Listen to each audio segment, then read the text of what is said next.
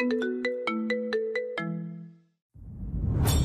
শোনো না গো, আমাদের পুতুল ডায়েরি চ্যানেলটি সাবস্ক্রাইব করে পাশে থাকা বেল আইকনটি বাজিয়ে দিও প্লিজ। আর গল্পটি ভালো লাগলে অবশ্যই লাইক কমেন্ট করে শেয়ার করে দিও। ধন্যবাদ। দোলন সাহেবের সঙ্গে অন্তুর প্রথম দেখা হয়েছিল তরুর মৃত্যুর দিন। তরুকে যখন শেষ গোসল করানোর সামিয়ানার নিচ দিয়ে গড়িয়ে আসা পানির সাথে রক্তের ধারা তিত্তির করে গড়িয়ে আসছে। অন্তু ডাইনিং টেবিলের একটা চেয়ারে পায়ের কাছে স্তব্ধ বসা, কিন্তু দোলন সাহেবের মনে হলো অন্তু স্থির, ব্যথিত চোখে শুধু ব্যথা নেই, আছে এক জ্বলন্ত অগ্নিকূপ যার গভীরতায় জমা আছে ধ্বংসের ছাই।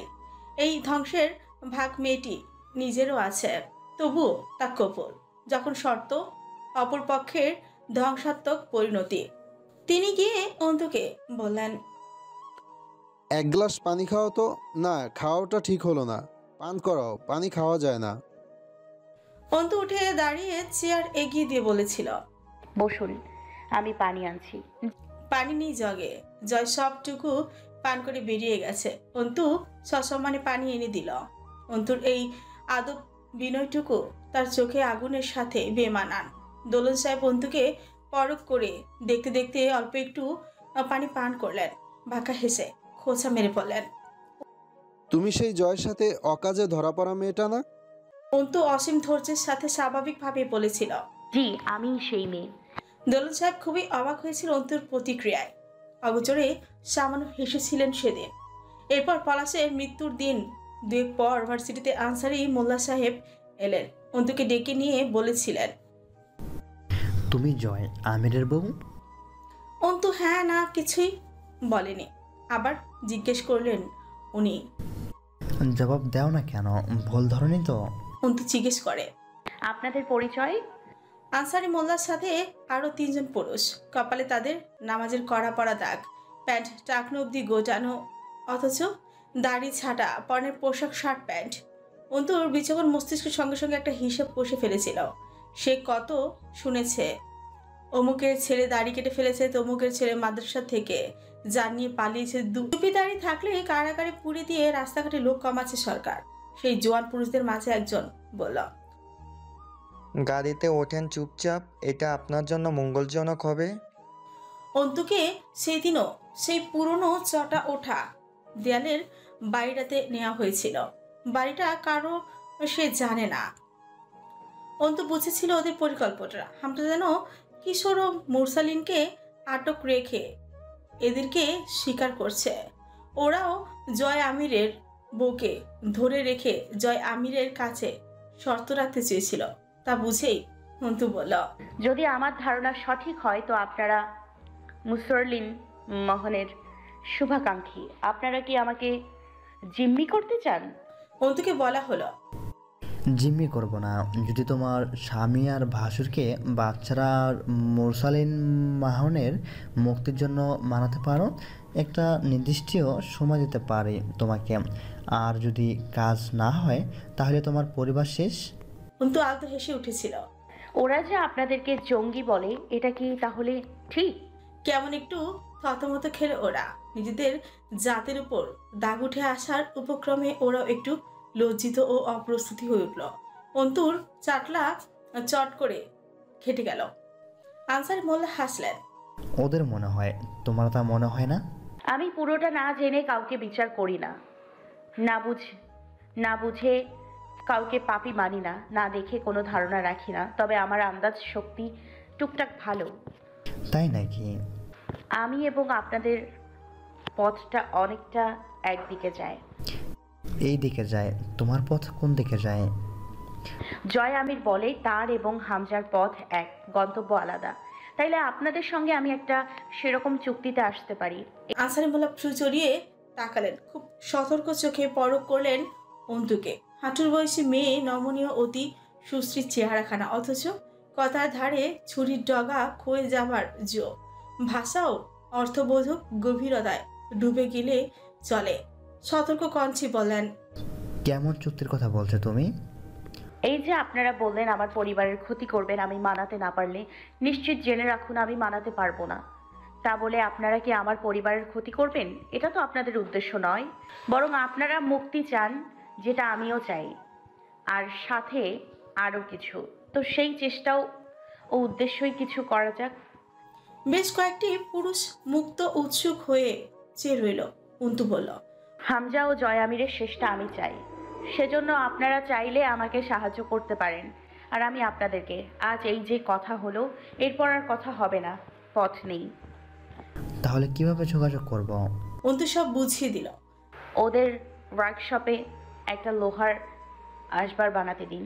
যেমন ধরুন কোনো স্টিলের দরজা বা গ্রিল। স্বর্ণকার বা ওয়ার্কশপওয়ালারা পেশাগতভাবে ছ্যাঁচড়া হয়, রোজ তাগাদা করেও মাল পাওয়া যায় না। সেক্ষেত্রে যখন কোনো বার্তা আমাকে দেবার থাকবে, সেদিন যাবেন তাগাদায়, একটু ঘ্যান ঘ্যান করে আসবেন। খুব বেশি না, খুব বেশি করলে আবার দ্রুত বানিয়ে ফেলবে জিনিস, সেটা করলে চলবে না। হালকা একটু ঘ্যান ঘ্যান করে কোনো এক ফাঁকে বার্তা লেখা কাগজ মুড়িয়ে দোতলার পূর্ব দিকের ব্যালকনিতে ছুঁড়ে মারবেন। সাবধানে, তার ডান পাশের একতলায় কিন্তু একপাল পার্টির ছেলে বাস করে। আর একটু নিশানা ভালো দেখতে সাধারণ এমন কেউ যাবেন, দেখতে যেন মোল্লা মোল্লা না লাগে, আর একটু চতুর হলে ভালো হয়। এছাড়া রাত তো রয়েছে। সেখান থেকে সেদিন অন্তু ভীষণ অস্থির হয়ে বাড়ি ফিরেছিল। উত্তেজনা, ভয় ও বুকের ব্যথা একাকার হয়ে শরীরের প্রতিটি লোম শিরশির করেছিল। সে থেকে কি করবে না ভেবে পাওয়ার অস্থির মুহূর্তগুলো আনসারি মোল্লা যেন ধূর্ত হয়ে এসেছিলেন। অন্তু এক বন্দিনী নারী, যার মস্তিষ্কে গিজগিজ করে পাটোয়ারি বাড়ির ধ্বংসের আঁকিবুকি, অথচ প্রয়োগ ক্ষেত্র ও সুযোগের অভাবে সেসব বোকামি ও ব্যর্থতা হিসেবে নিষ্ফল হয়ে পড়েছিল। আনসারি মোল্লা সেই সুযোগটা পেশ করলেন অন্তুর সামনে। অন্তু বুঝেছিল তার ও মুরসালিনের মনোভাব খুব মেলে। তারা দুজনই নির্দিষ্ট কোনো দলের প্রতি আকৃষ্ট নয়, শুধু তারা সমাজে চলমান অশান্ত পরিস্থিতির বদল দেখতে চায়। পথ তৈরি হবার পর অন্তুর হাতে একমাত্র বাকি কাজ জয় আমিরকে পুরোটা খুঁড়ে দেখা, দুনিয়ার প্রতি দাসত্ব নিয়ে আসা, যেটার নাম মায়া। অন্তু জয় নামক কিতাবের সবটা না পড়ে কেবল শেষ পৃষ্ঠায় পড়ে কোনো সিদ্ধান্ত এসে নিজেকে অবিবেচকের তালিকায় স্থান দিতে পারে না। সেদিন অন্তু গোসল করে ভীষণ কেঁদেছিল আল্লাহর কাছে, শুকরিয়া যাপন ও আগামীর পথ সহজ করে প্রার্থনা করেছিল। তার পরদিনই আবারও একটা মোক্ষম দিন এলো। মুরসালিন মহানের মুখে তার নামের মতোই রাজনীতির মহান বিশ্লেষণ শোনা, আর দোলন সাহেবের সাথে পুনরায় সাক্ষাৎ। অন্তু সেদিন দোলন সাহেবকে আবিষ্কার করে ফেলেছিল মুরসালিন ও তার কথোপকথনের মাঝেই বড় দ্বিধান্বিত এক চরিত্র।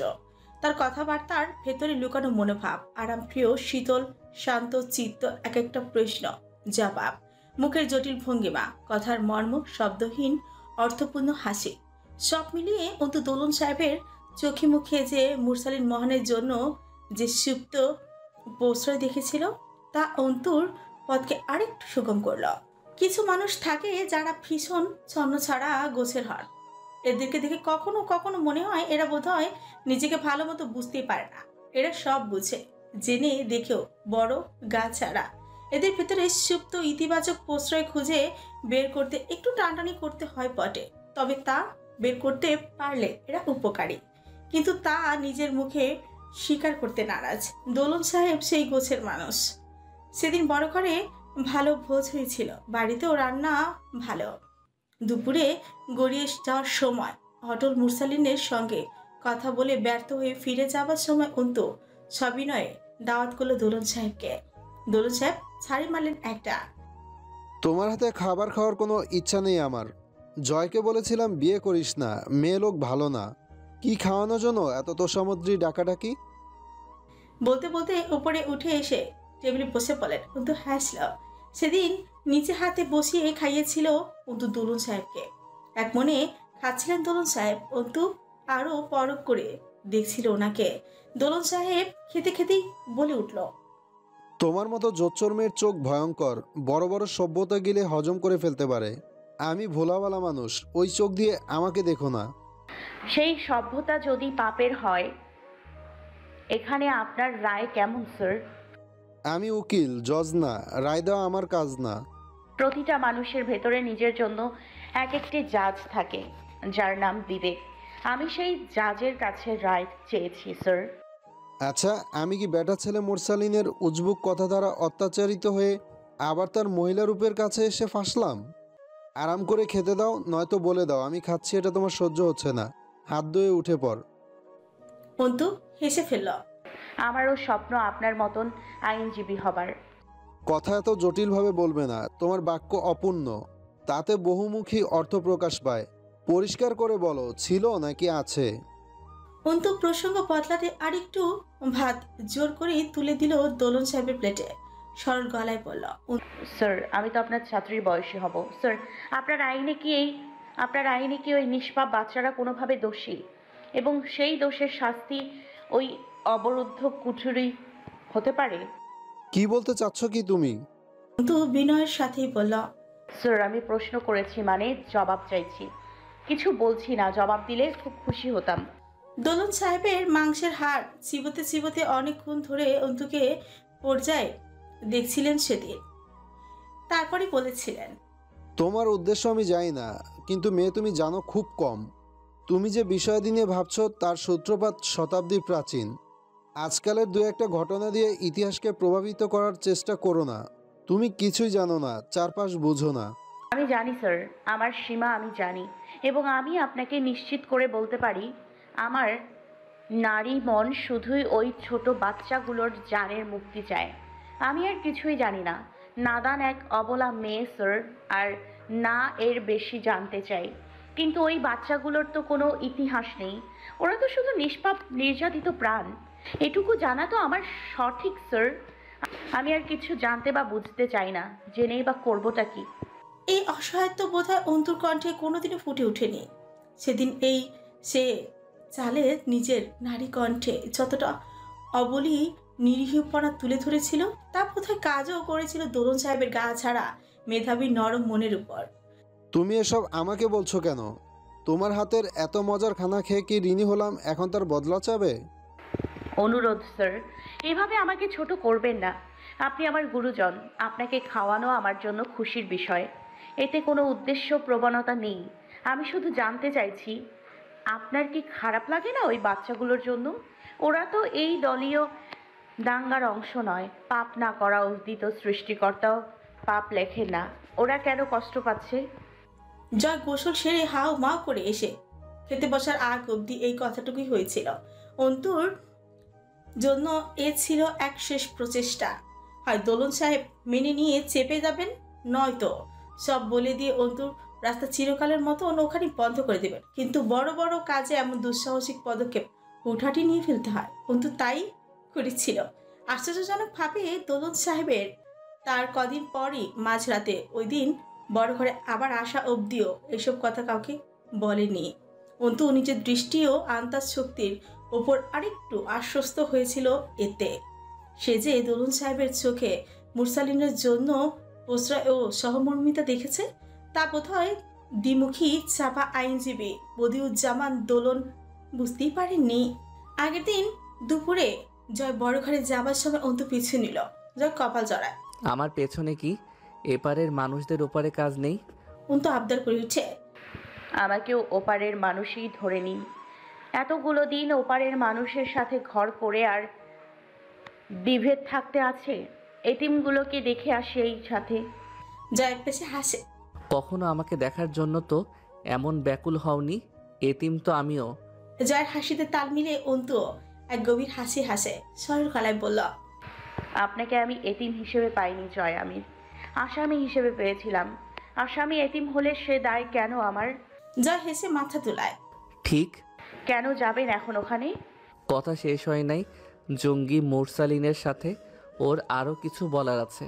রসিকতা ছেড়ে স্বল্প সহজ জবাব দেয়া জয়কে অন্তু নতুন লাগে। সে জয়কে গভীর চোখে দেখে কয়েক দণ্ড।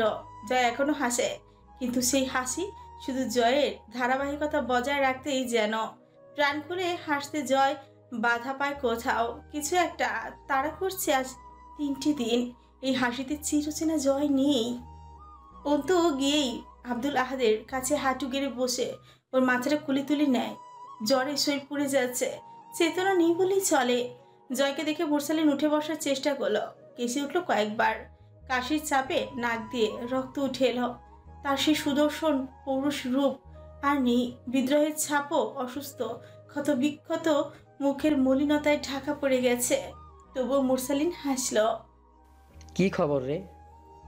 জয় একটা মেশিনের সাথে একটু হাঁটু খাড়া করে হেলান দিয়ে বসে, চুপচাপ কিছুক্ষণ দেখে মুরসালিনকে।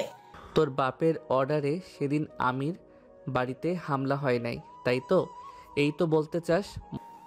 এছাড়া কিছু বলতে চাইলে বানাতে হবে, সত্যি বলতে এটাই। জয় ঠোঁট উল্টে মাথা নাড়ে। মোল্লারা কত নিষ্পাপ হয়। মোল্লা কি? মানুষ জন্মালে কোনো না কোনো ধর্মের হয়েই জন্মায়। পরবর্তী জীবনে সেই ধর্ম পালন করা তার কর্তব্য, এতে কোনো দ্বিমত নেই। আর তা করলে যদি কেউ মোল্লা হয় তো খারাপ কি? তুই বারবার ভুলে যাস আমি সৈয়দ বংশের হলেও তুই আমির বংশের বংশধর। তোর কি মনে হয় তোর পূর্বপুরুষেরা তোর আর তোর চাচার মতন বেদুইন নাস্তিক ছিল? না না তো। শুনেছি তোর দুলাভাই একজন মহৎ ধর্মপ্রাণ মাতব্বর ও সাহসী মুক্তিযোদ্ধা ছিলেন। মোল্লা মোল্লা করছিস কেন? ধর্ম মানুষকে সরল পথ দেখায়। একজন মানব জীবন ধর্ম বারবার উঠে এলেও তা কখনো মানুষে মানুষে বিভেদ করে না। আমি মোল্লা, তুই কি? আর মোল্লাটাই বা কি? আর কে বলেছে তোকে আমি মোল্লা? পারিবারিকভাবে আমাকে ধর্ম শিক্ষা দেওয়া হয়েছিল, কিন্তু আমি তা পালন করতেই পারিনি ঠিক মতো। তবুও কিছু আছে, অন্তত তোর মতো বিপথে বোধ হয় যায়নি। আমি কোনো দল বা সংগঠন নই জয়, আমি মুক্তিকামী, তাতে শতভাগ ধর্ম নেই। জয় তা ছিল করি বলে। তো বলতেছিস তোর পরিবার স্বাধীনতা বিরোধী ছিল না? এ কথা আগেও হয়ে গেছে, বারবার একই প্রশ্ন করতে আসবি না। আর আসবো না, আজ বল। মুরসালিন জয়ের দিকে তাকে কেমন অদ্ভুত হাসি হাসে, তারপর বলে, আমার ধারণা তারা স্বাধীনতা বিরোধী ছিল না, তারা মূলত এই তথাকথিত স্বাধীনতা বিরোধী ছিল। এক দেশের পরাধীনতা থেকে মুক্ত হয়ে আরেক দেশের গোলামি খাটা এই স্বাধীনতার বিরোধী ছিল। যে স্বাধীনতা অন্য দেশের শাসকদের থেকে মুক্ত করে নিজের দেশের শোষকদের হাতে দেশ সমর্পণ করে, সেই স্বাধীনতার বিরোধী ছিল। এবং তোরা যেটাকে স্বাধীনতা বলিস, ওরা আসলেই সেই স্বাধীনতার বিরোধী ছিল। এটা অন্যায় হলে তারা অপরাধী, রাজাকার, এ কথা আমি রোজ স্বীকার করি। জয় জিজ্ঞেস করে, সেদিন যদি তোর বাপ আমির বাড়িতে আক্রমণ না করে তাহলে কারা করেছিল? না বললে মেরে ফেলবি? কথা পেঁচাস না মুরসালিন। যে প্রশ্নটা তোর কমপক্ষে 20 বছর আগে আমার আব্বাকে করা উচিত ছিল, তা এত কিছুর পর আজ এই শেষ বেলায় সব ধ্বংসের মহাক্ষণে দাঁড়িয়ে আমাকে করছিস? তার জবাব দেওয়ার ইচ্ছে আমি কোথাও খুঁজে পাচ্ছি না জয়। কি করি বলতো? জয় অনেকক্ষণ মুরসালিনের দিকে চুপচাপ তাকিয়ে রইল, পরে নজর ঝুঁকিয়ে বলল, এতদিন ভিতরে প্রশ্নটা আসে নাই, কারণ উত্তরটা আমি নিশ্চিত জানতাম। আজ সেই নিশ্চিত জানা উত্তরে একটু অনিশ্চয়তা আসছে, তা দূর করতে আসছি। ভরিতা করিস না, বল। আর কোনোদিন জিজ্ঞেস করব না। মুরসালিন আস্তে আস্তে উঠে বসার চেষ্টা করে, হাত পা যেন ব্যথায় মুরসালিনের সঙ্গ ছাড়তে চায়। কোনো রকম হেলান দিয়ে বসে কাশতে কাশতেই বলে, তোর সেই নিশ্চিত জানা অবাস্তব উত্তরের ওপর এই সামান্য অনিশ্চয়তাটুকু আনতে আমার পরিবার সহ আরও অনেকের বহুত কঠিন মূল্য চুকাতে হয়েছে। তোর ভুলভাল বিশ্বাসেরও কত দাম জয়, তা টলাতে কত রক্ত, কত চোখের পানি, কত হাহাকার ঢালতে হয়েছে। সেই সাথে তোর ধ্বংস তো আছেই। বড় লোকদের ব্যাপারই আলাদা, বল। জয় হাতের তালু দিয়ে মুখ থেকে মাথার চুল অবধি সাপটি নিয়ে ঘাড়ে ঠেকায়, ক্লান্ত গলায় জিজ্ঞেস করে, কেন মারা হলো আমির পরিবারকে? মুরসালিন তীব্র গলায় জানায়, তোর বাপ জনাব জাভেদ আমির সাহেব বামপন্থী রাজনীতিকে সমর্থন করতেন। জয় যেন কথা বলতেই ভুলে যায়। বেশ কিছুক্ষণ পর আস্তে করে শুধু উচ্চারণ করে সে, কমিউনিস্ট। মুরসালিন মাথা নেড়ে সায় দেয়। কমিউনিস্ট। যুদ্ধের পর তোর বাপ চাচা দুই ভাই দুই পথে পা বাড়িয়েছে। তোর চাচা গেছিল ত্রাসে, আর কলেজ জীবন থেকেই তোর বাপ কমিউনিস্ট পার্টির সাথে জড়িত হয়ে পড়েছিল। যখন তোর বাপ মরেছে, একজন সক্রিয় কমরেড হিসেবে মরেছে। এরপর আশা করি বাকিটা তোকে আর এর মতো করে ধরে ধরে বোঝাতে হবে না। জয়ের মাথাটা একটুখানি চক্কর মেরে উঠেছিল বোধহয় সে সময়। চোখ দুটো বুঝলো সে। আমি নিবাসে ঘটে যাওয়া সেই মৃত্যু অনুষ্ঠানের পর থেকে 20টা বছর ধরে সে যা পুষেছে ভেতরে, তার প্রেক্ষিতে যা যা তার সঙ্গে হয়েছে, আর সে যা যা করেছে, জীবনের এই পর্যায়ে যেই জায়গায় এসে দাঁড়িয়েছে, সবটা একবার বৃত্তের মতো ঘুরে এক বিন্দুতে স্থির হলো। জয় আমিরের এই জীবনটা ভুল ও বৃথা। মুরসালিন বহুবার বলেছে, কখনো কখনো কিছু কাঠামো যে প্রেক্ষাপট ও ভিত্তি উদ্দেশ্যকে কেন্দ্র করে গড়ে ওঠে, তা পরবর্তীতে পর্যায়ক্রমে বাস্তব প্রয়োগে অকার্যকর ও হিতে বিপরীতই হয়। সুবিধার জন্য গড়ে উঠে, ক্রমে তা অসুবিধাজনকও হয়ে ওঠে। সেই কাঠামোর ওপর দ্বিধা জটিলতার প্রলেপ লেগে যায়। কমিউনিটিজম কাঠামোটি তেমনই কিছুই হয়তো। তা গড়ে উঠেছিল শোষিত মানুষদের কাতরতার রোধে। একই সমাজে কেউ গরিব ধনী, গরিবেরা ধনীর গোলাম, নেই তাদের ন্যায্য প্রাপ্তি, পরিশ্রমের মূল্য, খাটছে কেবল খাটছে, ডিম দেয়া হাঁস খায় দারোগা 12 মাস, এই ধরনের ব্যাপার স্যাপার। কিন্তু কেউ জমিদার, কেউ তার জমির হাল চাষি। এই সমাজকে বদলাতেই একবার সাম্যবাদী সমাজতন্ত্রের উদ্ভব হয়েছিল। এটা সেই সমাজের কল্পতত্ত্ব যেখানে কেউ রাজা নয়, আর কেউ রাজা না হলে বাকিরা প্রজা হয় না। সুতরাং সেখানে সবাই রাজা, তারা প্রজা। পরিশ্রম যে করুক, তার ফল কেউ বেশি বা কেউ কম পাবে না। তার মালিকানা পরিশ্রমকারীর নয়, সমাজের। কোরবানির মাংস ভাগের মতন সবার নিজস্ব কোরবানির পশুর একাংশ সমাজের হাতে যাবে। সমাজ সেখান থেকে জনপ্রিয়, সবার জন্য সমান ভাগে ভাগ করে সবার চাহিদা মেটাবে। কিন্তু কোরবানির একটি উৎসর্গ, পরিশ্রম করে ফলানো ফসল তা নয়। সবাই সমান পাবে, এটাই হলো সমবন্টন তত্ত্ব। তবে এই ন্যায্য প্রাপ্তি কিনা তা নিয়েই সন্দেহ আছে বটে। যে পরিশ্রম করেছে সে পাচ্ছে, এটা তার অর্জন। কিন্তু কেউ পরিশ্রম না করেও সেও সমান পাচ্ছে, এটাও বোধহয় সেই অসম বঞ্চনের পর্যায়ে পড়ে। যদিও সাম্যবাদের ভিত্তি অনেকটা এরকমই, তবুও কখনো কখনো কোনো অঞ্চলের সামাজিক পরিস্থিতি যখন ধানমন্ডি অভিজাত এলাকা ও তারই পাশে গড়ে ওঠা মোহাম্মদপুর বস্তির মতো হয়ে ওঠে, তখন সমাজে সমাজতন্ত্রের বড়ই প্রয়োজন পড়ে যায়। ধানমন্ডিতে বাংলাদেশের শীর্ষ নেতাগোষ্ঠী, শিল্পজীবী, ব্যবসায়ীদের বাস, যেখানে টাকা পকেটে থাকা ওয়ালেটের টিস্যুর মতো। নাকে সর্দি এলেই একটা নোট বের করে নাক মুছে ডাস্টবিনে ফেলা ব্যাপার।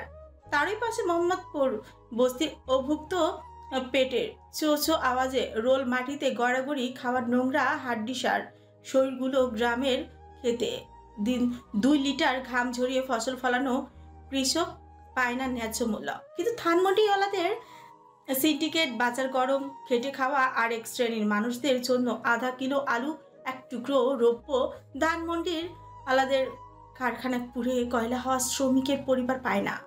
শ্রমিকেরা জানের মূল্য, অথবা শ্রমজীবীরা বেঁচে থাকতেও পায় না ন্যায্য পারিশ্রমিক। এই সময় সাম্যবাদীদের জয়গান গাইতে ইচ্ছে করে চট করি যেভাবে গেয়ে উঠতেন কাজী নজরুল ইসলাম। দেখনি সেদিন রেলে পুলি বলে এক বাবু সাপ, তারে নিচে ফেলে দিল ঠেলে, চোখ ফেটে এলো জল, এমন করিয়াই কি জগৎ জুড়িয়া মার খাবে দুর্বল। যে কোনো অঞ্চলের স্বাধীনতা সংগ্রামের পরবর্তী অবস্থা যুদ্ধরত অবস্থার চেয়েও বেশি ভয়াবহ। বাংলাদেশ গঠনে মুক্তিযুদ্ধ পরবর্তীতে পরিস্থিতি নিয়ে এই নীতি এড়াতে পারেনি। যুদ্ধ বিধ্বস্ত এই দেশটির পুনঃসংস্করণ প্রায় অসম্ভবের মতনই হয়ে উঠেছিল। রাষ্ট্রীয় সম্পদের ব্যাপক ক্ষতি, তার উপর ভারতে থাকা শরণার্থী ফিরলে আরও সংকট বাড়ল। আওয়ামী সরকারের দুর্বল নেতৃত্ব, আধিপত্য বিস্তারের নেশা, অদক্ষতা আর খুবই ভালো পর্যায়ে দুর্নীতি আকাশ পুড়ে ওঠার ঝোঁকারি হয়েছিল। চারিদিকে হাহাকার ও দুর্নীতি সমানুপাতিক হলো। হাহাকার যত বাড়ছে, আরেক শ্রেণীর মানুষের দুর্নীতি ও সমান বা অধিকারে। এসব দেখতে দেখতে জাবেদ আমি যেন কেমন ক্লান্ত হয়ে উঠলেন। সে সময় ঘটনাক্রমে কমিউনিস্ট পার্টি বঙ্গবন্ধুর বাকশালে যোগদান করলেও এক সময় তারা বাকশাল ছেড়ে দিল। হতে পারে তারা টের পেয়েছিল যে বঙ্গবন্ধু তার অদক্ষ অনৈতিক শ্রেণীগত আধিপত্য বিরাজমান রাখতে বাকশাল গঠন করেছে, যা গরিবকে করবে নিশ্চল ও সুযোগ সন্ধানী দুর্নীতিবাজদের আকাশে তুলেছিল। এই শ্রেণী শোষণ কমিউনিজম মানে না। স্বভাবতই তারা আবারও নিজেদের বামপন্থী চেতনায় ফিরে গেল। বিরোধী তৈরি হলেও তৎকালীন সরকার ব্যবস্থা ও গণতন্ত্রের সাথে। জাভেদ আমির কলেজ ছাত্র থাকাকালীন দেশে দুর্ভিক্ষ এলো। সাল 1974 মার্চ।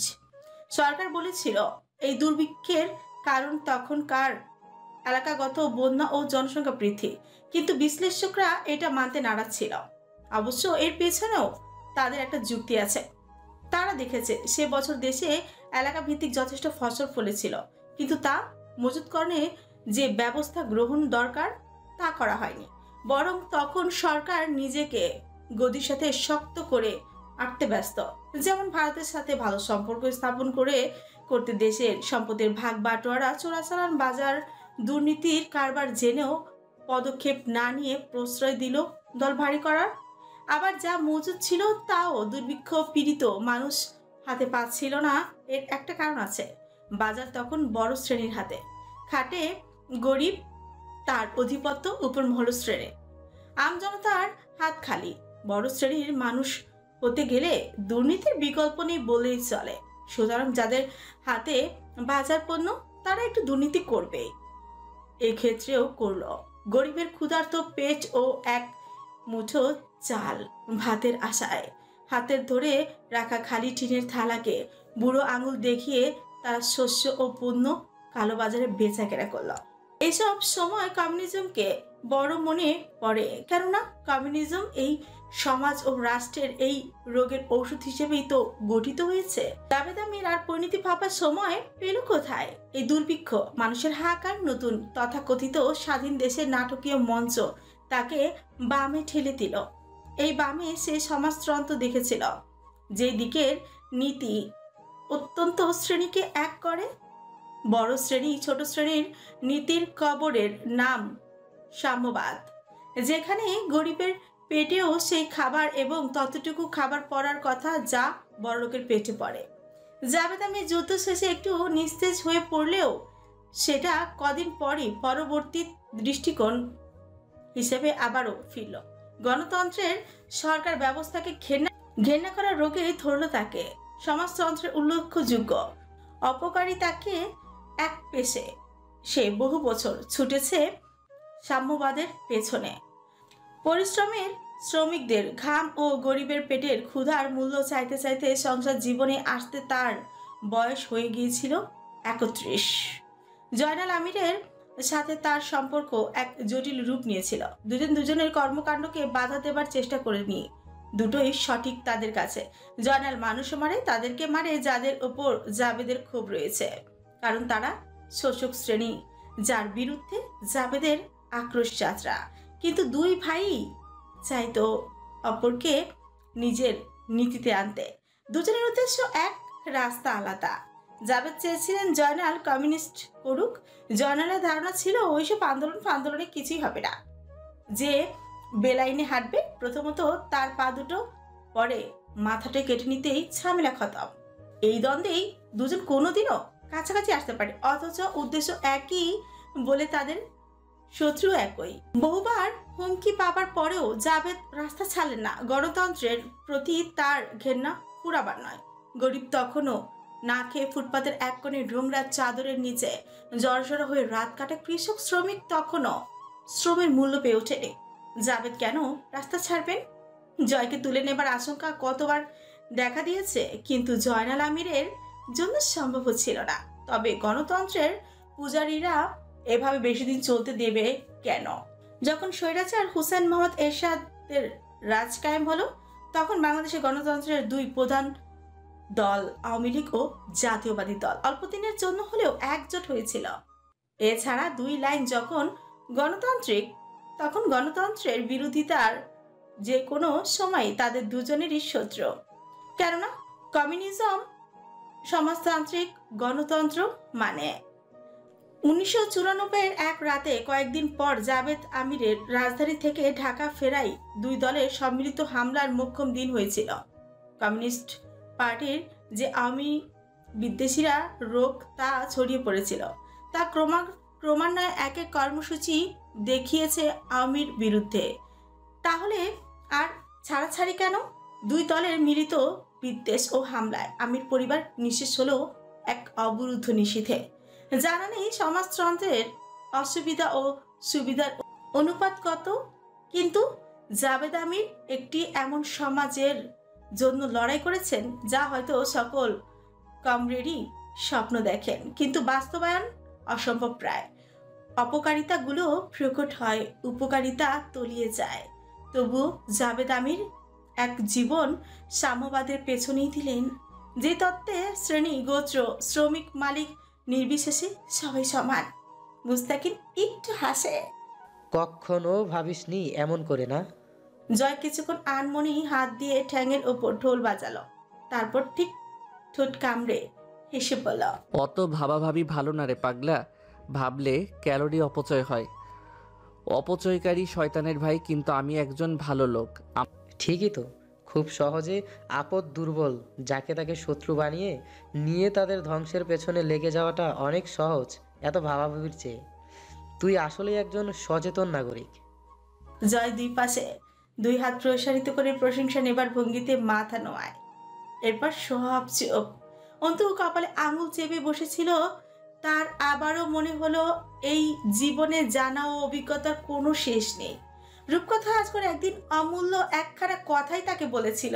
দিন যত যাচ্ছে অন্তুর মনে হচ্ছে সে এক অমীমাংসিত প্যারাডক্সে কয়েদ হয়ে যাচ্ছে, যেখানে শুরু বা শেষ নেই। এখানে শেষ থেকে শুরু হয় এবং সেই শুরু থেকেই আবার শেষের দিকে ধাবিত এক প্রবাহে ভেসে যেতে হয়।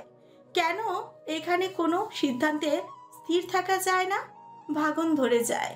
কেন যাই করতেই মনস্থির করা যায় তাই কোনো এক পর্যায়ে অসমীচীন মনে হয়? অন্তু ভাবতেই লেগে যায়। মুরসালিন জীবনের এই পর্যায়ে কোথায় বড় ক্লান্তি হয়ে পড়েছিল। নিচে শরীরে ব্যথা চেয়ে বড় ঘরে লাশের মতো পড়ে থাকা ছোট ছোট দেহের কাতর আর্তনাদ ও তার বিদ্রোহ ও জেদকে পরিশ্রান্ত করে তুলেছিল। তারা যখন ডেকে ওঠে মুরসালিন ভাই বলে, মুরসালিনের লজ্জে মরে যেতে ইচ্ছে করে। ওদের জন্য মুরসালিন কি করতে পেরেছে? ওদের নিস্তেজ, অসুস্থ, ক্ষুধার্ত, পিপাসার্ত শরীরগুলো মৃত্যুর প্রহর গুনছে, আর সেই প্রহর খুব কাছে।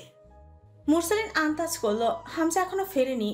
ফেরার পর ঘটনাচক্র পাল্টে খাবে, সবকিছুতে একটা ধাক্কা লাগবে। সেই ধাক্কার প্রস্তুতি চলছে যেন চারিদিকে। হামজা বুঝবে মুরসালিনকে দিয়ে তার স্বার্থ হাসিল হবে না, সব বিগড়ে গেছে। সাথে মুরসালিন অচল, এবং মুরসালিনের দিনের শেষ সেখানেই। সেই প্রেক্ষিতেই মুরসালিন এই দিন প্রথমবারের মতন জয়কে কাতর কণ্ঠে বলেছিল, শোন জয়, তোরা যে ভয় পাস এরা বড় হয়ে জঙ্গি সন্ত্রাস তোদের বিরোধী হয়ে উঠবে। মাদ্রাসাগুলো এসব তৈরির কারিগরি, তোদের কথাই রইল। ওদেরকে ওদের বাড়ি পৌঁছে দে, ওরা আর মাদ্রাসায় যাবে না। আমাকে একটা কাগজ আর কলম দে, আনসারি চাচার কাছে চিঠি লিখে দিই, মাদ্রাসার স্থগিত কার্যক্রম বন্ধ করে দেওয়া হোক। জয় উঠে দাঁড়ায়। অন্তু ছটফট করে উঠল। সে কিছু বলতে চায় এই মুহূর্তে, যা বলাটা অনিবার্য, দরকার। তার আগে মুরসালিনকে এমন সিদ্ধান্ত নিতে দেওয়া যাবে না। কিন্তু জয় বেরিয়ে আসার জন্য পা বাড়ালে মুরসালিন ডেকে বলে, 2 টুকরো কাগজ আর কলম দে আমাকে, শেষমেশ একটু আঁকিঝুঁকি করি। অন্তু জয়কে সেদিন মদ খেতে দিল চুপচাপ।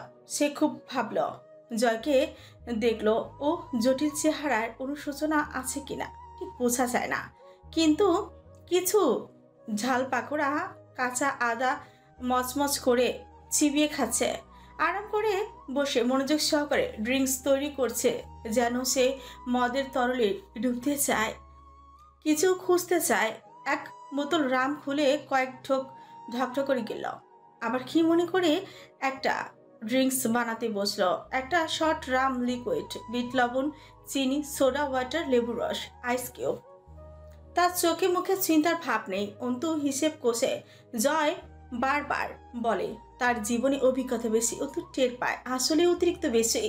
সেই ক্ষেত্রে জয় আজ আর চমকায় না, থমকায় না, চিন্তা ভাবনা পথও বদলায় না, যেন সে জানে কি হবে, কি হচ্ছে, কি হতে পারে সব জেনে সে সেই দিকে বড় আরাম করে এক কদম দু কদম করে এগিয়ে যাচ্ছে। প্রেম পূর্ণতা সেটা জয়ের ক্ষেত্রে। জয় তার প্রেমকে আলিঙ্গন করতে এগোচ্ছে। পরদিন দুপুরে কামরুলকে মারার দায়ে এমপির কাছে অন্তুকে ধরিয়ে দেবার প্রসঙ্গ উঠলে জয় বলেছিল, আমার হাতে এবার একটা এমপি খুন করাতে চাও? অন্তু জিজ্ঞেস করেও জবাব পায়নি। এর আগে অন্তুকে কারো হাতে তুলে দেওয়ার প্রশ্নে জয় আমির কার প্রাণ নিয়েছে জয় গোসল শেষে বের হলেও অন্তু একবার জিজ্ঞেস করেছিল, জয় রাজ্যই করেনি। অন্তু বসলো বিছানার উপর, সেদিকে একবার দুবার তাকায় জয়। নজর সরিয়ে শার্টের বোতাম লাগাতে লাগাতে আয়নায় নিজেকে দেখে স্মিত হেসে মাথা নাড়ে। Don't listen to your heart, my boy, cause it's on your left side, and the left side is the direction of destroying anything, everything. Then you have to fucked up and get turned over on your way.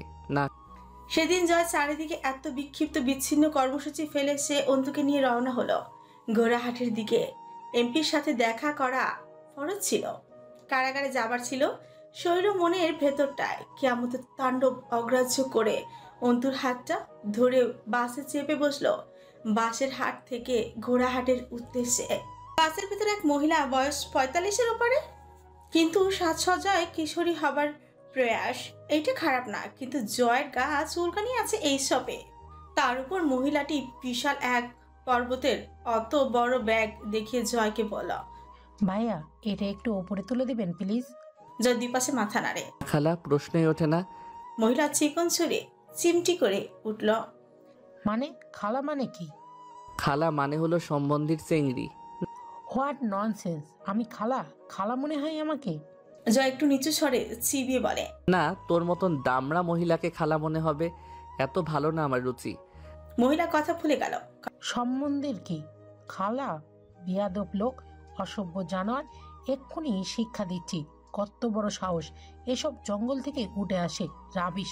Contractor full action মুডে এসে দাঁড়ালো। জয় শুধু সেদিকে তাকিয়ে দাঁত বের করে হি করে হাসলো একবার। কন্ট্রাক্টর পরিমরি করে সালাম ঠুকে আবার চলে যায়।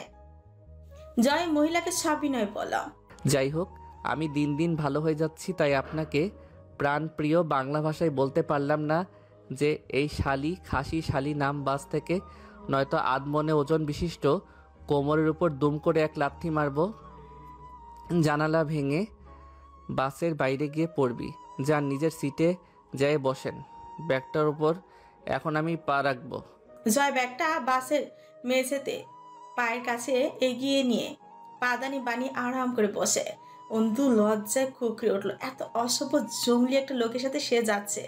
ইচ্ছে করলো বাস থেকে নেমে যেতে। মুখে দু হাত চেপে বসে রইল। মহিলা কাচমাচো হয়ে নিজের সিটে বসে। অন্তু বলে, এত জাহিল কেন আপনি? নারীকে ইজ্জত দিতে কোথায় ব্যথা পান? জয় খুব বিজ্ঞের মতো বোঝালো অন্তুকে। ব্যথা না ঘরওয়ালি, এটা একটা চিন্তা। কেউ একজন বলেছিল যদি সবাইকে ইজ্জত দেই তো বেইজ্জত করবো কার? বিষয়টা কিন্তু আসলে ভাবার মতো, ঠিক না? অন্তু কপালে একটা চামড় বাড়ে। নিজে চাপড়ে কপাল ফাটিয়ে আমার দোষ দেবে? সরল পাইছে তো, লুটে খাচ্ছ, নট ফেয়ার। গোড়াহাটে গ্রাম্য ঐতিহ্যের রূপ বদলেছে। আমি নিবাস এই অঞ্চলে ভৌতিক বাড়ি লোককাহিনীতে পরিণত হয়েছে। মুক্তিযুদ্ধের সময় রাজাকারদের হামলা হওয়া বাড়ি ওটা। এছাড়াও বাড়িতে জলিল আমিরের মাথা কাটা অতৃপ্ত আত্মা ঘুরে বেড়ায়। জাভেদ আমিরকে দেখেছে লোকে। সরকার দ্বারা বাজেয়াপ্ত হওয়া বাড়িটা 2010-এ জয় হাইকোর্টে রিট করে কত কি করে যে ফেরত এনেছিল, কিন্তু কখনোই তাকে বাড়িতে আসতে দেখা যায় না তেমন। ফটকের সামনে দাঁড়িয়ে স্থির দৃষ্টিতে কিছুক্ষণ কি যেন দেখলো জয়। লোহার ফটকে মরিচা ধরে খসে পড়েছে। বাড়িটা হান্টি হাউসের খেতাব না পেলে এইটুকু অক্ষত থাকতো না নিশ্চিত। ভৌতিক অতীতের গল্প প্রচলিত থাকায় লোকে আশেপাশে আসে না, কিন্তু চোরের কাছে ভূত কাবু। রাত পেরোলেই বাগানের দামি দামি গাছ উধাও হওয়া ঠেকাতে জাভেদ আমির ও জলিল আমিরের মাথা কাটা ভূতও পারেনি। অন্ত অবাক হয়ে দেখে আমির নিবাসের সীমানার মাঝে দাঁড়িয়ে থাকা ছিলে কোঠা বিশিষ্ট দোতলার বাড়িটিকে চারধারে বিশাল প্রাচীরের লতানো উদ্ভিদ ও শ্যাওলায় ঢাকা পড়েছে। প্রাচীর ঘেরা সীমানার পরিমাণ বিঘা খানেকের কম হবে না। অন্তুর মনে হলো পরিত্যক্ত প্রাসাদ বটে। বিশাল এক বহরে বুক উঁচু করে দাঁড়িয়ে আছে বিস্তৃত এক পতিত ভূমির মাঝখানে। উত্তর দিকে প্রাচীর ঘেঁষে শান বাঁধানো মৃত পুকুর, পাকা পাতা, শ্যাওলা ও নোংরায় জল আর কাতরার মতো দেখা যায়। বাড়িটা জলিল আমিরের অভিজাত রুচিবোধের পরিচয় বহন করেছে এখনো। আমির নিবাস জানান দেয় ঐতিহ্যের মাঝেও আধুনিকতাকে ঠেসে ঠেসে ভরে রাখা যায়। ফটকে চাপ দিতেই মরিচে ধরা ধাতব আওয়াজ উঠল। জয় আলগোছে অন্তুর হাতখানা চেপে ধরেই বলে, ঘরওয়ালি, আপনার পছন্দ হয়েছে শ্বশুরবাড়ি? অন্তু পুরনো দ্বিতল বাড়িটির দিকে দৃষ্টি রেখে জিজ্ঞেস করে, আপনাদের পারিবারিক পেশা কি ছিল? জয় হাসে অন্তুর কানের কাছে মুখ নিয়ে ফিসফিসিয়ে করে বলে, আমার পারিবারিক ব্যবসা যেহেতু ইল্লিগাল কিছুই হবে, এই যেমন ধরো মুরগির দুধ, পাঠার ডিম, মাছের লেগ পিসের স্মাগলিং, এরকম টাইপের অনৈতিক ব্যবসা ছিল। অন্তু কটমট করে তাকেও হেসে ফেল অনিয়ন্ত্রিতভাবে। জয় তা দেখে না কুচকায়। বাড়ির আশেপাশে নজর ঘুরিয়ে দেখতে দেখতেই বলে, মশলা, কয়লা, পেট্রোলিয়াম টাইপ কাঁচামালের ব্যবসা ছিল। অন্তু একটা দীর্ঘশ্বাস ফেল। এক মুহূর্তের জন্য তার মস্তিষ্কে একটা অযাচিত বাচ্চা বাচ্চা খেয়াল এলো। ঘটনাক্রমে সে ঐতিহ্যবাহী বিশাল এক ব্যবসায়ী বনিতি বাড়ির বউ হয়ে গেছে। মানব মস্তিষ্ক এমনই জটিল। হুঠাৎ পরিস্থিতি ভুলে সুখের চিন্তায় মত্ত হয়ে তার পরিস্থিতির কাছে অনুমতির দরকার পড়ে না। বাড়ির সীমানায় পা ফেলার পর জয়ের শরীরটা আচমকা ঝাঁকুনি খেয়ে উঠল সামান্য। অন্তু তার টের পায় আর চোখে একবার দেখে কেউ তাকে ডেকে বলে, জয় আমির জীবন্ত পাথর। সে পাথর, তবে জীবন যেহেতু আছে তাই আজও সে শিউরে উঠে ভূতকালের ঘটনাগত আতঙ্কে। অন্তুকে নিয়ে ভেতরে এগিয়ে যায় জয়। 2-4 জন ওদের পেছন থেকে ঘুরে দেখে যায়। কৌতূহল ও সমীহে ভরপুর তাদের চেহারা। এই আমিরদের নুন খেয়ে তাদের দিন চলেছে। আজ আমিরেরা ঘোড়াহাটের অতিথি। জয়কে সবাই এক নজর দেখতে দাঁড়িয়ে থাকে টাক ফাটা রোদে। জয় পেছনে ফেরে না, সোজা গিয়ে প্রবেশ দরজায় দাঁড়ায়। শাল কাঠের দরজার হুড়কোখানা ভারী লোহার, তার সাথে কত পুরনো এক জং ধরা তালা ঝুলছে। মাকড়সার জাল ও নোংরায় হাসি উঠে এলো। অন্তু দরজাটা দেখে, তার উচ্চতার 3 গুণ কম পক্ষে কালো হয়ে উঠেছে রংটা। চাবি ঢুকতেই চাইছিল না। অন্তু খেয়াল করে শুধু তালার জং দায়ী নয় এর জন্য, বরং জয়ের হাত ঘেমেছে। হাতের মৃদু কাঁপুনি বোধ হয় চোখে ধরা পড়ল। চাবি ভেতরে ঘুরালেও তালা আটকেই রইল। অন্তুকে নিজের পেছনে সরিয়ে হাই বুট দিয়ে দুমদুম করে 2 লাথি মারল তালার উপর। ছিটকে খুলে এলো তালা। জয় দরজা ঠেলে না। দরজা ঠেললেই চোখের সামনে বিছিয়ে যাবে সদর ঘর। সেখানে আছে জলিল আমিরের আরাম কেদারাখানা। শেষবার জয় যখন এই সদরঘর দেখেছে, সে আরাম কেদারার পায়ার কাছে দাদু ভাইয়ের মাথা কাটা লাশটা পড়েছিল। জয়নাল আমির হুড়মুড়িয়ে বেরিয়ে গিয়েছিলেন তাকে কোলে নিয়ে। জয়ের ভয় হয় ওই সদর দরজা খুলতেই এক্ষুনি সে দেখতে পাবে দাদুর মাথা কাটা দেহটা পড়ে আছে মেঝের ওপর। একদলা রক্ত জমাট বেঁধে আছে মেঝের উপর। জয় বিস্ময় হতবাক হয়ে ওঠে। সে নিজেকে জানিয়েছে সে সব ভুলে গেছে, তার কিচ্ছু মনে নেই। সে তার মা, বাবা, দাদু কারো চেহারা মনে করতে পারে না। জয় চেতনা ফেরে দরজার ক্যাচ ক্যাচ আওয়াজে। অন্তু দরজা খুলে জয়কে বলে, অসুস্থ লাগছে? জয় হাসে। না, একদম ফিট আছি। সে বলতে পারে না সে তার নিজ ঠিকানায় আজ 21টা বছর পর ফিরেছে, পা রেখেছে। সে রাতের পর আর কখনো জয় আমির নিবাসে পা রাখেনি। 16 বছর পর 2010-এ সরকারের কাছ থেকে নৈতিক অনৈতিক তাকে এক করে সে বাজেয়াপ্ত করে এই সম্পত্তি উদ্ধার করেছিল। তার এই নিজ ঠিকানায় একবার ভাঙাচোরা দেহটা নিয়ে উপস্থিত হবার জন্য সে ব্যাকুল হয়েছে, কিন্তু আসার জন্য মানাতে পারেনি নিজেকে। অন্তুকে সঙ্গে নিয়ে নিজ ঠিকানায় পা রাখবার লোভে সে বারবার অন্তুকে নিয়ে আসতে চেয়েছে এখানে। অন্তুটা একমাত্র তার নিজের, আর কেউ ছিল না কখনো তার হাতের কাছে যাকে নিজের বলা যায়, যাকে নিয়ে নিজেদের পরিচয়ের কাছে ফেরা যায়। এই সম্পত্তি উদ্ধারের পর সে জিন্নাকে খুঁজতে আরো বেশি পাগল হয়েছিল। জিন্নাকে সাথে নিয়ে দুই ভাই আমির নিবাসে ফিরবে। সে জিন্নাকে পায়নি। তারপর এক অন্তু তার স্ত্রী, যার সমান হক আছে আমির নিবাসের উপর, যাকে সাথে নিয়ে সে আমির নিবাসে বসবাস করতে পারে বাকি এই জন্মটা। অন্তুর হাত ধরে সদর করে পা রাখে জয়। কোথাও একটু পরিবর্তন নেই, শুধু আসবাবগুলো দুই যুগের ব্যবধানে পূর্ণ হয়েছে। ধুলোর স্তর পড়ু হয়েছে, সেসবের গায়ে মাকড়সারা নিজেদের রাজত্ব গড়ে তুলেছে ঘরের আনাচে কানাচে। জয় স্তব্ধ পায়ে দাঁড়িয়ে থাকে, চোখ দুটো আলতো করে বুঝে নেয়। শিকারী এই বাড়িতে তার শৈশব কৈশোরের হক ছিল। সে বঞ্চিত হয়েছে এই অভিজাত, এই বনিদি আবাসস্থলে তার ঠাঁই মেলেনি, অথচ এর সবটাই তার অধিকার ছিল। কিন্তু চারিদিকটা চোখ গিলে নিতে চায়। বিশাল হলরুমটা ধুলোয় স্নান করেও এক টুকরো আভিজাত্য হারায়নি। জানলা খুলে দিল অন্ত। পশ্চিমে ঢলতে থাকা সূর্যের চকচকে আলো আছড়ে পড়ল ঘরটার ভেতর। বহু বছরের অবরুদ্ধ নিশীথের আধার কেটে আলো পড়ল সেখানে। ঘরটা কি চমকে উঠল এতে? ধুলোয় ভারী হয়ে ওঠা মখমলের পর্দা ঝুলছে জানালায়। অন্তু এই দিনক্ষণে এক অদ্ভুত ও অচেনা অনুভূতি প্রবণতার শিকার হয়েছিল, যা নারীসুলভ আবেগপ্রবণ, যা এড়ানোর সাধ্যি নারী থাকে না। অন্তুর ভেতরে কেউ খোঁচায় এটা তার শ্বশুর বাড়ি। এই আসবাবপত্র, ঘর সংসার গোটানো বাড়িখানায় তার নারীত্বের অংশীদারিত্ব রয়েছে। সে এ বাড়ির বউ। অন্তু বিস্ময় থমকে ওঠে। ভেতরে যে অংশ তাকে এসব কথা বলছে তা কি জানে আজ অন্তু কেন এসেছে এখানে? অন্তু কি বলতে চায় তার স্বামী নামক আসামিকে? তাহলে এই দ্বিধা কিসের? অন্তুর ভেতরটা ছিঁড়ে যাচ্ছে কি? বিভক্ত হয়ে উঠেছে তার চিত্ত। দোটানা বড় যন্ত্রণাদায়ক। সেই দোটানা অন্তুকে হয়তো বিহ্বল করে তুলল। ভেতরে কোথাও একটা নারীসুলভ দাবির সাথে তার সিদ্ধান্তের তুমুল লড়াই শুরু হয়েছে। অন্তু অবাক হয় এই ভেবে আজও কোথাও একটা তার ভেতরে নারীত্ব আছে। সেই নারীত্ব যা তার ভেতরে মৃত ঘোষিত হয়েছে। সেই কবে? অন্তু ছটফটিয়ে উঠে ফিরে আসে হলঘরের মাঝখানটায়। জয় সে আরাম কেদারায় বসা, মৃদু দুলছে জলিল আমিরের চেয়ারখানায়। এই চেয়ারে জলিল আমির বসেছিলেন সেই রাতেও। দাদু যাতে বসতে না পারে বা বসলেও যেন হেনস্থা হয়, এই জন্য জয় মুঠো মুঠো ধুলো মাটি এনে চেয়ারে মেখে রাখত।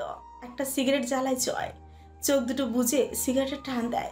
এক পাজা ধোয়া বিশাল হলরুমে নিস্তব্ধ ছাদে গিয়ে মেশে। অন্তুর কাছে আমির বাড়ির বিশালকায় ও হলরুম স্বপ্নের রাজদরবারের মতো লাগছে। পুরনো এসব আসবাবপত্র কমপক্ষে অর্ধশত বছর পুরনো। সেই রকম এক শালকাঠের দোল কেদারায় সাহেবদের মতো পোশাক ও হাইবুট পরা জয় আমিরকে দুই হাতলে মেরে বসে দোল খেতে দেখে অদ্ভুত লাগে। জয় কোথাও ডুবে যাচ্ছে, তার দেহ দুলছে। সে এই সময় ধারায় নেই। এক দুলুনিতে কেদারায় শব্দটুকু বদ্ধ হলরুমে অদ্ভুতই শোনায়। অন্তর মনে হয় জয়কে সে আজ প্রথম তার নিজস্ব জায়গায় নিজস্ব রূপেই দেখছে। জয়ের দুষ্টু বখাটে জটিল রসিক চেহারায় সেই আভিজাত ফুটে ওঠে। তা হামজার বদলতে নষ্ট হতে হতে নিঃশেষ প্রায়, অথচ তার জন্ম এইরকমই এক বনিদি আবাসে। অন্তু উদাস চিত্তে পা দুটো গুটিয়ে দোল কেদারার পায়ার কাছে নোংরা মেঝেতে বসে। তখন বিকেলের নরম পরিবেশ নিস্তব্ধ। শিকারী আমির নিবাসের হলরুম রহস্যে মাখো মাখো হয়ে উঠেছিল যেন। জয়ের আঙুলের মাঝে চেপে ধরা সিগারেটের ধোঁয়ায় বমি ঠেলে আসে অন্তর। আজ দুটো দিন শরীর তুলনামূলক ভালো। আপনার বাড়ন্ত বয়সটা ভালো কাটেনি। অন্তুর গলার আওয়াজে জয় আচমকা একটু নড়ে উঠে, চোখ মেলে থাকায় শরীরটা সামান্য ঝাঁকুনি দিয়ে সিগারেটের ঠোঁটে গুজে চিরচেনা ভঙ্গিতে হেসে মাথা নাড়ে। তা আমার খারাপ হওয়াকে ত্বরান্বিতও করেনি। আমি খারাপ তাই আমি খারাপ, কারণ আমি খারাপ। নাটক করবে না, খুব অপছন্দের আমার। জয় হাসল। নাটক কে না করে ঘরওয়ালি? আমিও করি প্রয়োজনের তাগিদে, কিন্তু আপনি এটাকে নিজের পুঁজি বানিয়ে নিয়েছেন। আমার খারাপ হবার পেছনে আমার পেছনের ঘটনার প্রভাব নেই, মেনে নাও। আছে, এটা বরং আপনি মুখে স্বীকার করে নিন। জয় ঝুঁকে বসে, ঠোঁটে আঙুল ঠেকে হেসে বলে, তো তাহলে কি সব মাফ? কিন্তু তা পুরোটা নয়, তা তা আংশিক।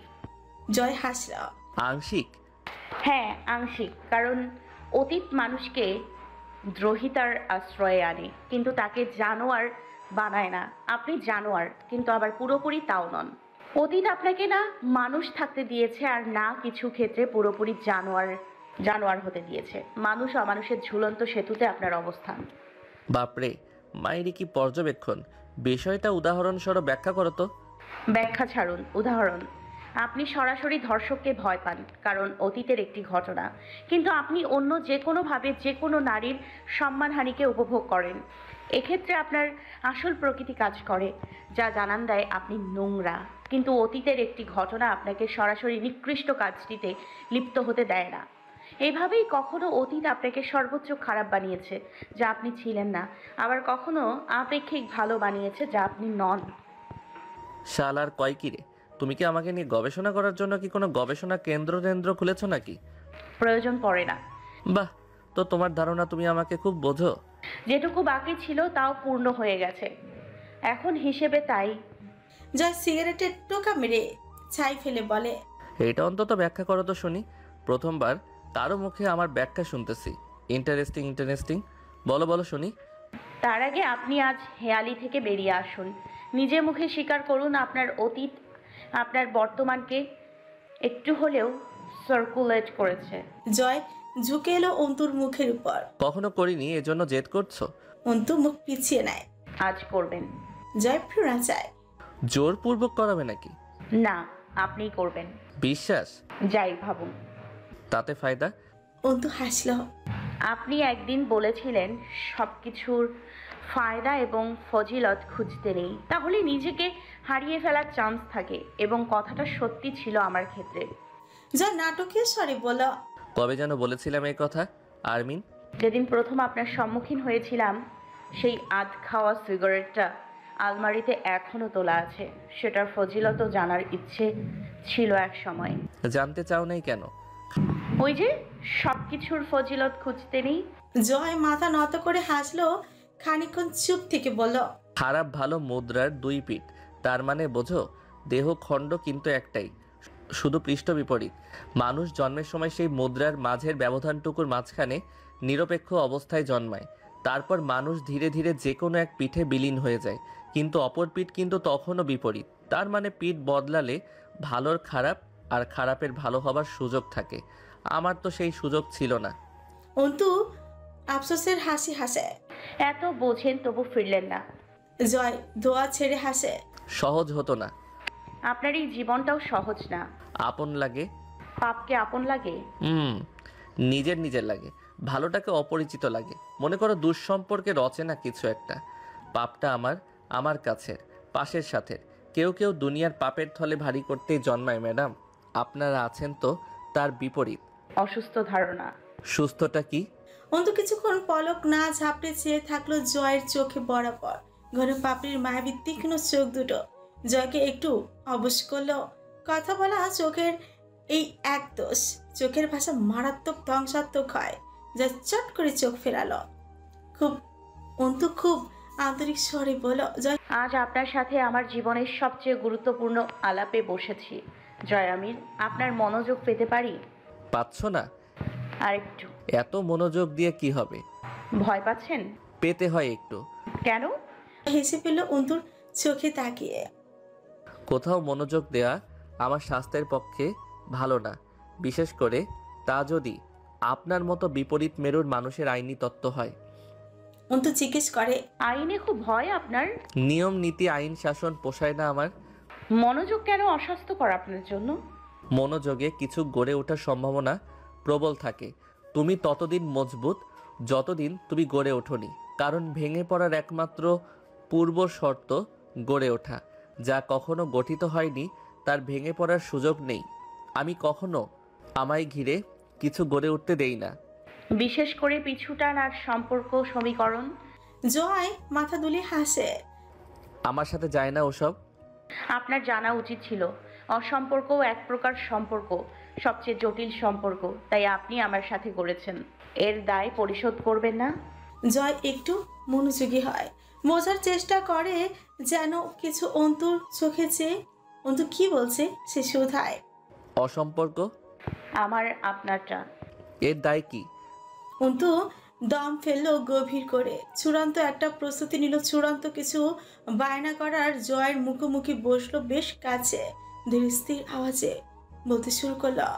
জয়ামির, জীবন আপনাকে অনেক ব্যথা যন্ত্রণার সমাহার দিয়েছে, আর সেটাকে পুঁজি করে আপনি পাপের মহাসমুদ্রে ডুব দিয়েছেন। আপনার দ্রোহিতা মাত্রা ছাড়িয়ে রক্ত পিপাসায় পরিণত হয়েছে, যা আপনাকে ভুক্তভোগী থেকে বের করে এনে এক রাক্ষস ও হুমকিতে পরিণত করেছে। এখন আপনি বলবেন আমি তো ভিকটিম প্রমাণিত হতে চাইনি। চেয়েছেন জয়ামির, আপনি চেয়েছেন, কিন্তু ততদিন যতদিন আপনি বিচার পাননি, আর তারপর এক সময় আপনি নিজেই বিচারক হয়ে গেছেন। কিন্তু দুঃখের বিষয় হলো আপনার তাণ্ডব শুধু আপনার আসামিদের মাঝে সীমাবদ্ধ থাকেনি, কারণ বড় নির্দিষ্ট একটি খুপড়িকেই উপড়ে ফেলে থামে না। ঝড়ের সেই সীমারেখার নীতি নেই, সে গোটা অঞ্চলকে বিধ্বস্ত করে। মানুষকে আপনি ঘৃণা করেন, তাই মানুষ আপনার কাছে একটুও ছাড় পাবার যোগ্য নয়। যে ছাড় ও দরদ একটা পশু পাখিও পায় আপনার কাছে। এতে বড়জোর আপনি মানুষের কাছে নেতিবাচক একটি প্রতিচ্ছবি তৈরি করতে পেরেছেন। এর বেশি কি পেয়েছেন? কি আছে আপনার বলুন? জয় চোখ দুটো ডানে ফিরিয়ে কেমন করে যেন হাসলো। দুনিয়ায় জন্মালে পেতে হবে এমন কথা আছে? কে দিয়েছে এই কথা? নারী পুরুষ মিললে তাদের অনুরূপ আরেকটা প্রাণী জন্মায়, এটা একটা জৈবিক ব্যাপার। এখন সেই প্রাণী কিছু পেলো কি না পেলো না, সেটার দায় কারো নয়। আমি পেতে তো আসিনি। অন্তু দীর্ঘশ্বাস টানে। জয়ের মানসিক চিন্তাধারা অস্বাভাবিক রকমের অভরসা ও মেকানিক পর্যায়ে চলে গেছে। সে তকদির, ভালো আইন, বর্জা প্রাপ্তি, জীবন, প্রেম, স্নেহ কিছুই মানে না। অন্তু জয়ের এই কথায় জ্বলন্ত এক ঘা দেখে, যে ঘা শুকিয়ে ক্ষত স্থানটি অনুভূতির ঊর্ধ্বে চলে গেছে। আর না সেখানে ব্যথা লাগে, আর না আরাম পাবার প্রয়াস জাগে। এই জয় এই বিশ্বাসটুকু অবধি হারিয়েছে। জীবনে আদতেও পাবার মতন কিছু আছে? জয় বলল, মানুষ ঘরওয়ালি, তুমিও সমাজের প্রাণীদের মানুষ বলো। আজও যারা তোমার অসম্মানে একবারও তোমার কাছে তোমার সত্যতা যাচাই করতে চাই নাই, চোখ বুঝে তোমার অনিশ্চিত অপরাধ নিশ্চিত করে শাস্তি দিয়েছে, ওদেরকে তুমিও মানুষ বলো? এক্স্যাক্টলি, দ্যাটস দ্য পয়েন্ট জয়। সমাজের অধিকাংশ মানুষের মতো দেখতে অমানুষ, কিন্তু সেই অমানুষদের মাঝে আপনিও যদি একটা হন, আপনার অমানসিকতার তোপে আমিও যদি প্রতিশোধ পরায়ণ হয়ে আর একটা অমানুষের পরিণত হই, আপনার তোপে আর একটা কেউ অমানুষের পরিণত হয়, বাকি মানুষেরা অমানুষ হতে খুব বেশি দেরি লাগবে কি? কি বোঝাতে চাচ্ছ? আপনি তা বুঝতে চান? জয় সিগারেটটা আঙুলের ভাঁজ থেকে ছুঁড়ে মারল কোথাও। শুনতে চাই আপাতত। অন্তুর চোখের মনি এতক্ষণে চিকচিক করছিল, এবার পানি জমে। দুজনের নজর এক বিন্দুতে মিলিত হয়। অন্তু সজল চোখে নিজের দু হাতের তালুতে চোখ রাখে, হাত দুটো থরথর করে কাঁপছে। অন্তু তা দেখিয়ে জয়কে বলে, এই দেখুন, আপনি দেখছেন আমার হাত দুটো? আপনি দেখতে পাচ্ছেন আমার রক্তাক্ত হাতের তালু দুটো? আজ আমার এই দুই হাত আগ্নেয়াস্ত্র চালানো দুটো হাত। আমার হাত চারজন মানুষের রক্তে, আমার হাত চারজন মানুষের রক্তে লাল। আপনি বলুন তো, এটা কি হবার ছিল? এটা কি আমার আব্বুর আদর্শ ছিল জয়ামির? জয় কেমন ছটফট করে উঠে যেন চেপে ধরে অন্তুর কম্পনময় হাত দুটো।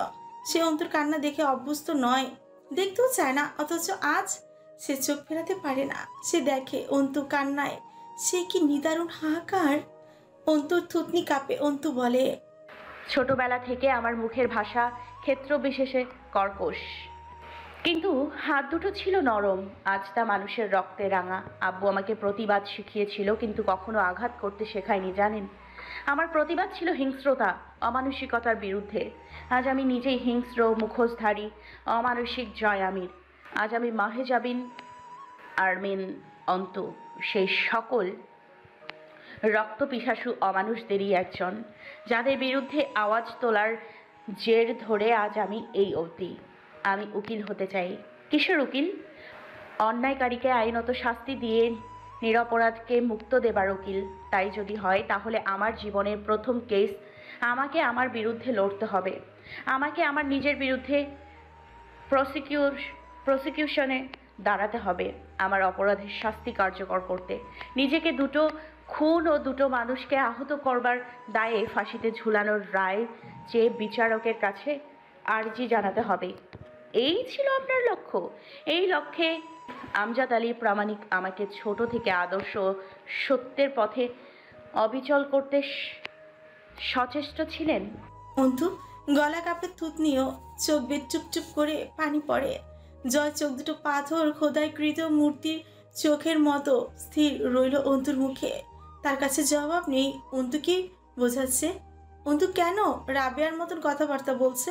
অন্তু কেন জয়ের মতন প্রতিশোধের পক্ষপাতিত্ব করছে না? জয় অস্থির হয়। অন্তু নাক টেনে সোজা হয়ে বসে। সে নিজের অজান্তেই বোধহয় এবার নখ দিয়ে আঁকড়ে ধরে জয়ের হাত, বলে,